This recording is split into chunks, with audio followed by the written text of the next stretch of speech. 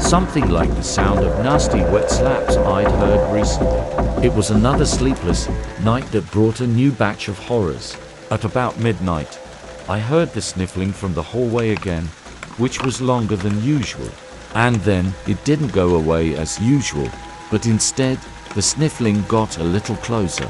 I sit on the bed, look into the darkness, see nothing suspicious, and only then I realize that I should not look straight ahead, but upwards, for that is where the slapping sounds of bare feet come from. I don't see it, but I hear it, and suddenly there is a howl of some kind, and immediately after that, something flew down. Something, having come off the ceiling, very quietly fell to the ground, snuffling with incredible force. I continued to lie there, wondering what to do, and felt that from the darkness they were looking at me. I still can't see anything. And suddenly the thing that was pinned to the ground a second ago stands up. Something straightens up. The shape of a figure emerges. I can clearly see the boundaries. My hands reach sideways toward a rack of dusty books, and they begin to fall slowly, one by one. "Who are you?"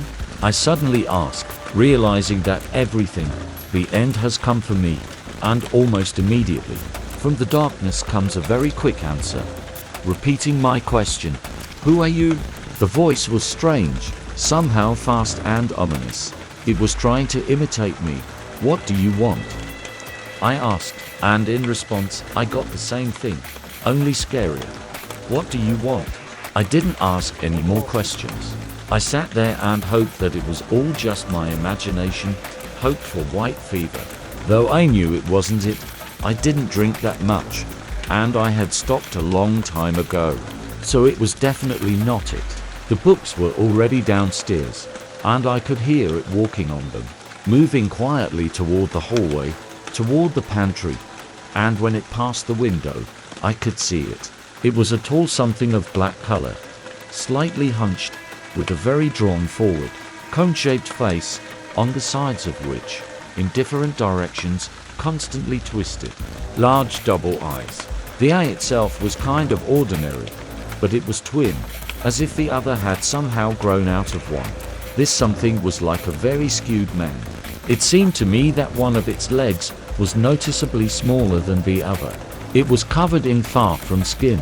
Its entire surface was like scales, with some strange patterns on them, different patterns, but extremely unusual, as if nature had not created them, quadrangles, with a round, large dot inside. It moved in a measured manner, taking its time, but waddling and shuddering a lot. Because of the strangeness of its body structure, its long arms touched the wall. It touched everything in its path, as if it was searching for something with them. Suddenly the door to the pantry opened and there was a clanging sound. "What is it?" I suddenly cried out and immediately received in reply what I had said. "What is it?" A terrible slap was heard again. This something came to the wall, as if glued to it, and began to crawl up to the ceiling. The sniffing and slapping continued. It passed over me, stopped for a couple of seconds, and went on toward the corridor. The picture of reality began to blur in my eyes. My vision refused to work properly, for my brain just wanted to pass out from the horror, and it did. The creepiest thing I saw was when I woke up a couple hours later. I heard sirens in the night. I lay still for a minute, trying to remember what it was. It could well be a dream. Yes, it was. But unfortunately, it was far from it. I ran out into the street just in case there were people there, and it was common. But the very frightened face of a doctor I already knew gave me a real horror. I saw the open door of my neighbor's house, saw the creepy faces of the neighbors, and I went there into the light. The house was not cleaned.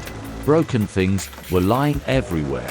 Here, as if there was an earthquake or something worse, and suddenly I saw such a picture. I ran out of the house in a terrible fear, fell into the dirty snow. Everyone looked at me condescendingly. They were scared too. I ran to my house, closed the door, realizing it wouldn't help me, sat down by the window and was afraid to turn around towards the upturned pantry. That morning, Along with me, several neighbors had left that village. We traveled on the same bus with our bags and in complete silence. No one wanted to discuss what had happened, especially me.